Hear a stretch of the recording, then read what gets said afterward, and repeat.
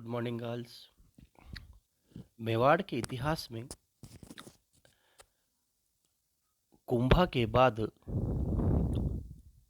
जिन महाराणाओं ने मेवाड़ क्षेत्र को संगठित और शक्तिशाली बनाने का प्रयास किया, उसमें सांगा, राणा सांगा राणा सांगा के बारे में हम लोगों ने कल पढ़ा था कि किस तरीके से उत्तर भारत में विषम परिस्थितियों के समय में राणा सांगा ने पूरे राजस्थान के राजपूत शासकों के साथ, मालवा के राजपूत शासकों के साथ, गुजरात के राजपूत शासकों को मिला करके तत्कालीन सल्तनत कालीन इब्राहिम लोदी के साथ संघर्ष किया। लोदी शासकों के साथ संघर्ष के बाद राणा सांगा का जो संघर्ष हुआ वो क्षेत्रीय शक्तियों के साथ हुआ, मालवा के शासकों के साथ हुआ, और सबसे बड़ा संघर्ष मुगलों का भारत आगमन। मुगलों के भारत आगमन के बाद राणा सांगा ने सबसे बड़ा जो विरोध किया वो सबसे बड़ा हिंदू सम्राट था जिसने बाबर का विरोध किया, और खानवा के युद्ध के बाद उत्तर भारत में राजपूत कमजोर हुए और उसी का फायदा उठाते हुए मुगलों ने आगरा से लेकर दिल्ली तक, या यूं कहा जा सकता है भरतपुर से लेकर के दिल्ली तक, और उत्तर भारत का जो सबसे बड़ा शक्तिशाली क्षेत्र था उन क्षेत्रों पर अपना नियंत्रण स्थापित किया।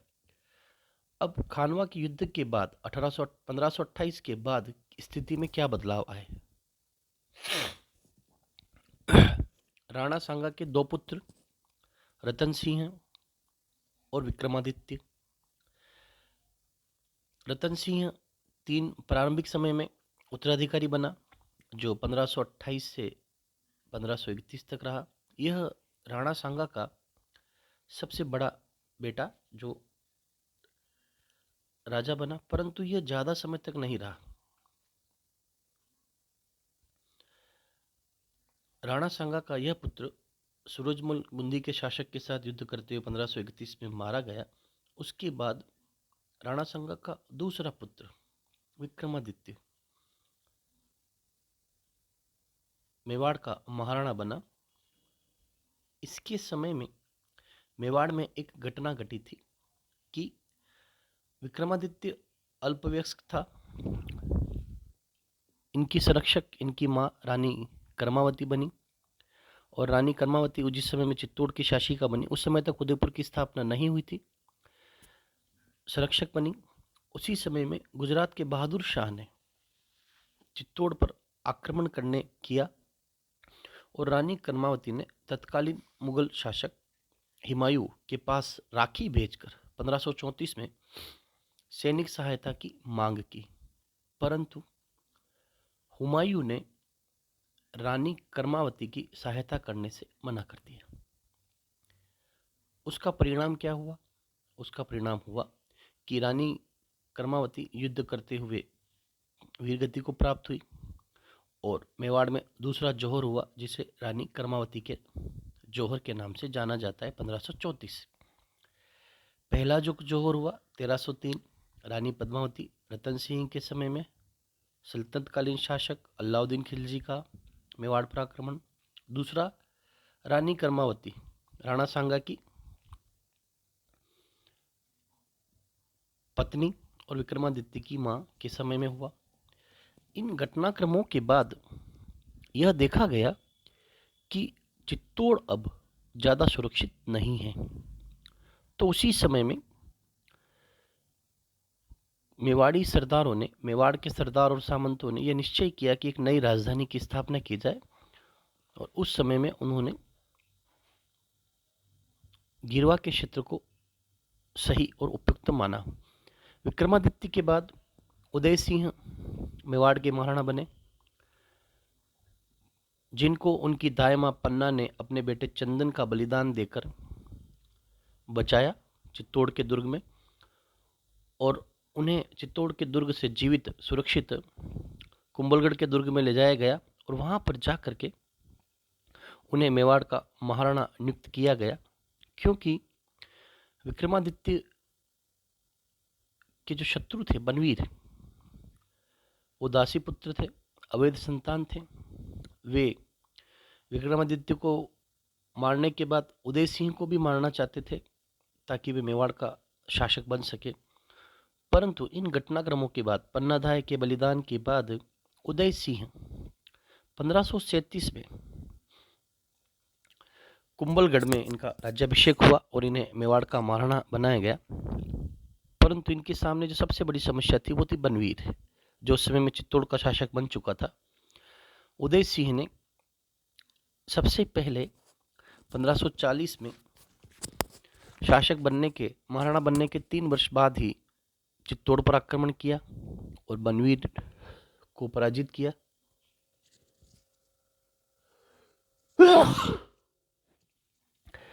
बनवीर की पराजय के साथ ही उस समय में मेवाड़ पर सूरी शासकों का भी डर चल रहा था। 1544 में शेरशाह सूरी, अफगान शासक शेरशाह सूरी ने चित्तौड़ पर आक्रमण किया।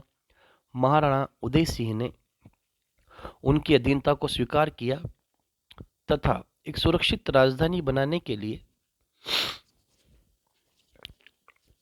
चित्तौड़ को छोड़कर 1559 में 1559 में उदयपुर आकर उदयपुर नगर की स्थापना की और उदयसागर झील को बनवाया ताकि वहां पर मेवाड़ की एक नई राजधानी बनाई जाए। अब उदय सिंह के द्वारा किया गया यह कार्य जो था, यह महत्वपूर्ण इसलिए था क्योंकि यहां से एक नई राजधानी मिली।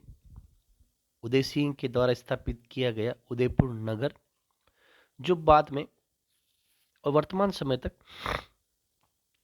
मेवाड़ क्षेत्र का महत्वपूर्ण केंद्र रहा। पहले नगरी, फिर चित्तौड़, फिर कुंभलगढ़ और फिर उदयपुर।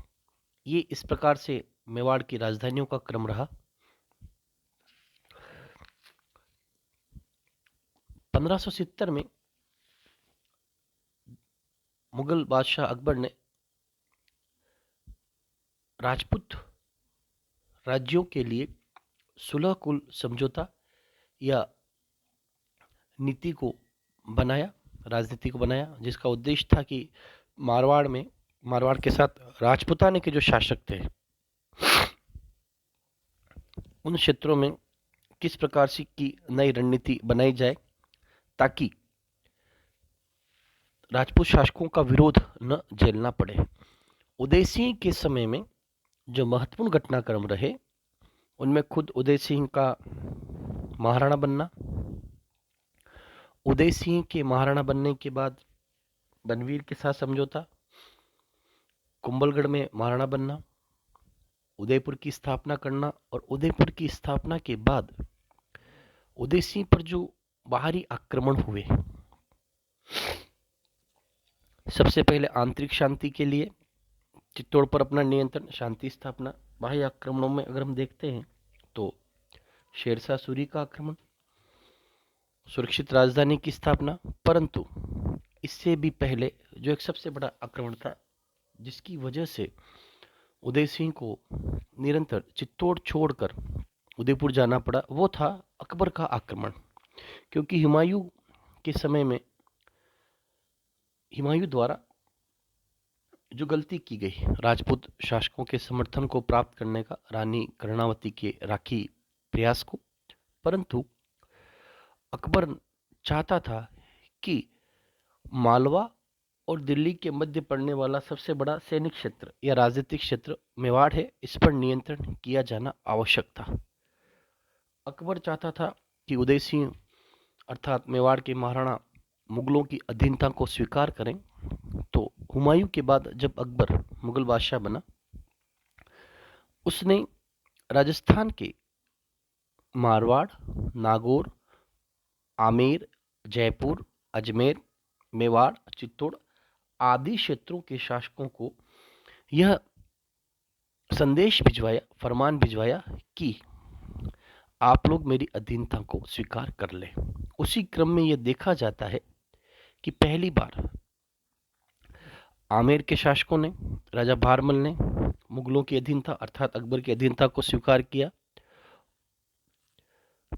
1562 में और अपनी पुत्री हरकाबाई, जो बाद में जोधा के नाम से प्रसिद्ध हुई, के साथ अकबर का विवाह करवाया, जो किसी भी मुगल बादशाह के द्वारा राजपूत शासकों के साथ किया गया विवाह था, प्रमुख विवाह था, जिसके बाद मुगल राजपूत संबंधों के नए अध्याय की शुरुआत हुई। तो इसका प्रभाव क्या पड़ा? प्रभाव ये पड़ा कि जयपुर या आमेर के शासकों के द्वारा इस कार्य की वजह से अन्य जो राजपूत राज्य थे वे धीरे धीरे अकबर की अधीनता को मानने लग चुके थे।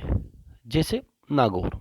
नागौर ने अकबर की अधीनता को स्वीकार नहीं किया, तो 1562 में नागौर पर आक्रमण करते हुए उस पर अपना नियंत्रण स्थापित कर लिया। नागौर के शासक जयमल को अधीनता के लिए बोला गया, पर उसने स्वीकार नहीं की।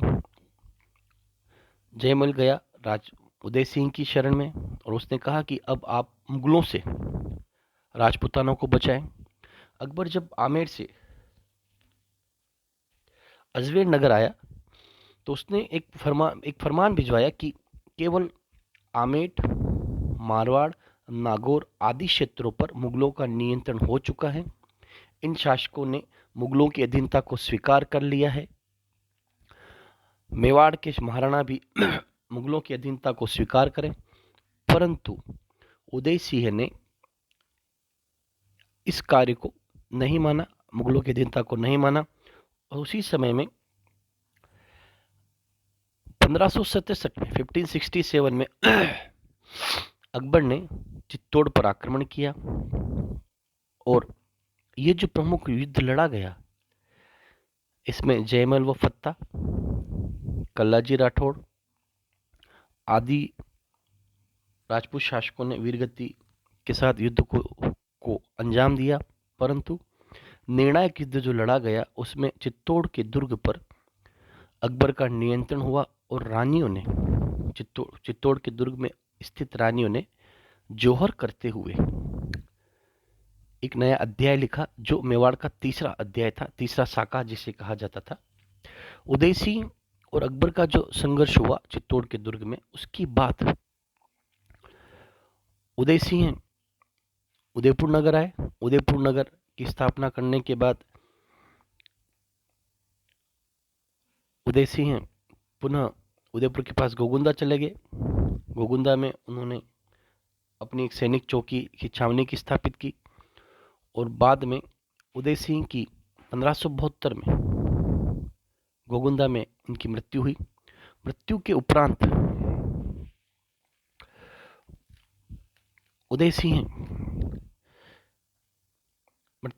उदय सिंह या मेवाड़ पर जो समस्या थी वो तो बनी हुई थी, क्योंकि मुगल बादशाह अकबर जो था उसका उद्देश्य था कि मुझे किसी भी तरीके से मेवाड़ पर अपना नियंत्रण स्थापित करना है, इसके लिए वो निरंतर प्रयास कर रहा था। परंतु अगर हम उदय सिंह के कार्यों की समीक्षा करें तो ये देखने को मिलता है कि उदय सिंह ने अपना लगभग लंबा समय मेवाड़ की आंतरिक और बाह्य सुरक्षा के रूप में सुरक्षा के कार्य करते हुए बिताया, परंतु अंत तक वह मुगलों से मेवाड़ क्षेत्र को पूर्ण रूप से स्वतंत्र नहीं करा सके, क्योंकि उस समय तक राजस्थान, या यूं कहा जा सकता है राजस्थान के राजपूत शासकों ने अकबर की अधीनता को स्वीकार कर लिया था और वे किसी भी तरीके से संगठित होकर के मुगलों के साथ संघर्ष करने के मूड में नहीं थे।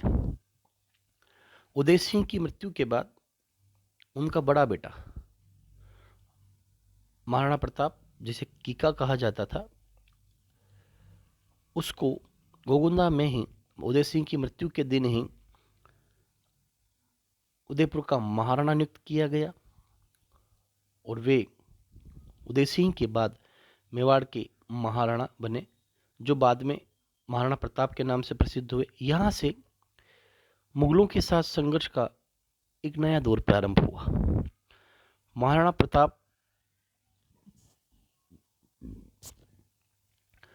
प्रताप के आगमन से, महाराणा बनने के बाद जो एक परंपरा चल रही थी राणा सांगा से लेकर के उदय सिंह तक, कि किसी भी परिस्थितियों में मुगलों के साथ समझौता न किया जाए, परंतु महाराणा प्रताप के साथ एक समस्या भी थी। महाराणा प्रताप का जो छोटा भाई था जगमलाल, वह महाराणा न बनाए जाने के कारण नाराज होकर के मुगलों की शरण में चला गया। परंतु उदय सिंह तक मेवाड़ के जो महाराणा हुए, उन्होंने अपनी स्वतंत्रता के लिए जो संघर्ष किया, मेवाड़ की सुरक्षा के लिए जो संघर्ष किया, वो एक राष्ट्रीयता का प्रतीक था। और इन कार्यों की वजह से ही मेवाड़ की जो पदवी या जो सम्मान देश में बढ़ा कि मेवाड़ के शासकों ने अपने क्षेत्र या अपने राष्ट्र को बाह्य आक्रमणकारियों के सामने नहीं होने दिया।